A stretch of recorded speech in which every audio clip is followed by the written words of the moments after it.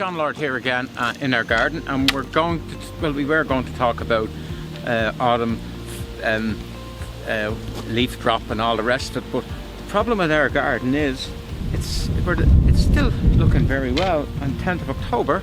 And look at this Persicaria. I mean, that could be August.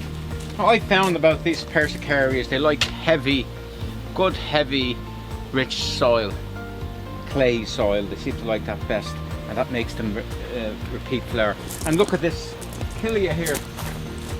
That's been flowering now since about June. And if I had time, I would remove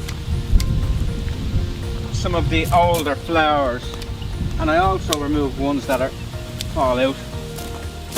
Now, if you look closely, you will see new ones. There's plenty of new growth, so that'll go on, I'd say, right until November. Look at that Aster. That's Aster Climax, an old-fashioned Aster.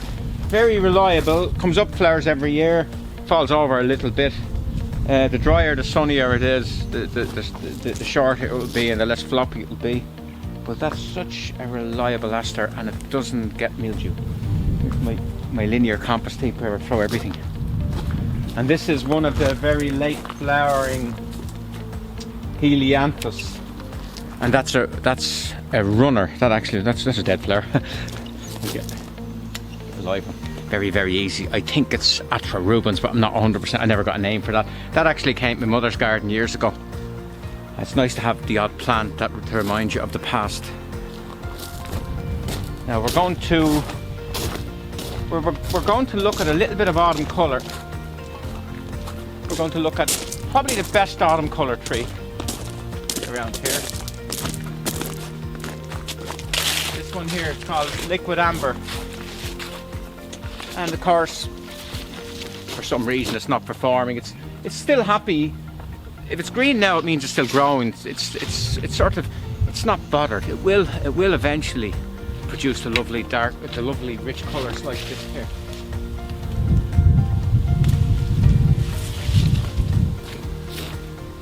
That's Liquidambar. It looks like an Acer, but it's not an Acer. And it's supposed to be too tall for small gardens, but in Ireland, because our summers are weak, it doesn't tend to grow as strongly as it would grow, say, in the southeast of England. So it is more or less the smallest tree in Ireland. Now here we have a proper maple, the Acer, and this is a variety which is the ordinary sycamore, the ordinary common sycamore, and the back of the leaf is red and the front is green. So you get, when there's wind, you get a lovely two-tone effect. It's far superior to the more commonly planted Crimson King Norway maple. And you see the tar spot? That's a sign that we're not burning coal anymore, or much coal anymore, because in the olden days in the city you had a lot of coal being burned. It acted as, the coal smoke acted as a fungicide, and you didn't get the tar spot. We're going to just do a little bit. There's very little, at this time of the year, there's very little work to be done, because you sort of get your work is done. To a certain extent you're resting on your laurels. Everything is just fading away naturally, and you sort of leave it alone. Just leave it, just let it go back. And our philosophy here is maximum reward for minimum effort. We do very little work in this. We have a 2-acre garden, 4 hours a week, average over the year. As I said earlier on, it's the 10th of October, and our prairie garden is starting to go over, but not fully over. Look, there's some plants still in full flower, but it's designed that as they go over, they still have a certain amount of structure, texture, so there's no need to do anything with them. And because they're not staked, every bit of wind they move, and you get a very naturalistic effect. And here we have a Pulmonaria, which are a bit like hostas, but members of the barrage family. Now, one advantage they have over hostas is they don't get attacked by slugs very much. And what we got, it needs a little weeding.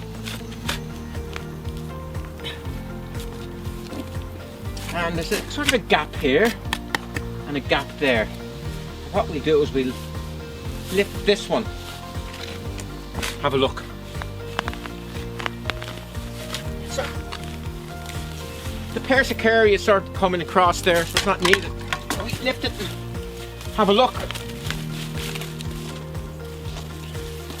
Look, there's multiple growing points. Oh, I think we'll get a nice split in this. There you see, roots and shoots. We'll get from one we got 3.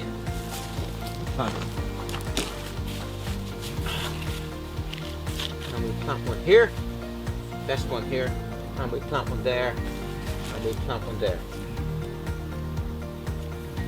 And they will grow in heavy soil. Let's see. Soil is not great. See, it's very tacky. In the true sense of the tacky word. Yeah. No farming. 0 farming in heavy soil. You don't farm in heavy soil. Again. Oh, look how bad that soil is.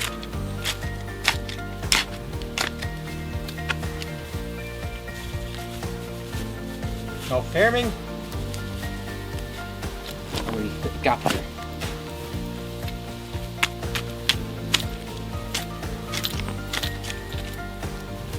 Where's it gone? Oh, there.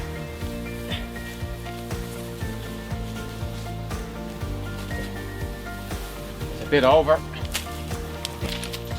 Throw it over. And what we'd probably do is throw a bit of bark mulch over that. Good load of water, and that's it. Now, isn't that better?